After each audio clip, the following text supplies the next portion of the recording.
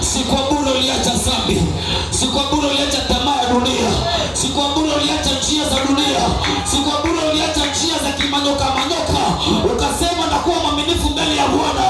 Mambo ya kale yote mimi naiacha, wenye naanza na kuwa mapya.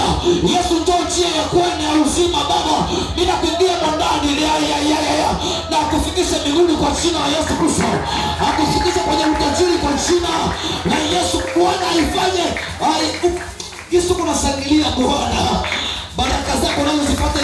Yesu tunashangilia na kusema Bwana, nikulokalize kwa jina la Yesu Kristo. Haleluya. Haiko wapagani wote ndio watatembelea magari ya heshima. Na watakatifu nao. Pia dunia ilikuwa kwa shetani. Kuko muumbaji kocho. Shetani alimtupa dunia bila takiani kwa mikono yake. Maki bionoza ona dunia ni teknolojia umbaji ya baba ambaye aliyetumba. Ukiona afyo inaruka, uko matiere ya Mungu inatuma afyo inaruka. Afyo ziruka bila kutia oro isaidie mle ndani.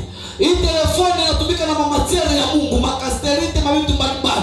Yaani baba yetu ni patio akushangaze mwai mwaka.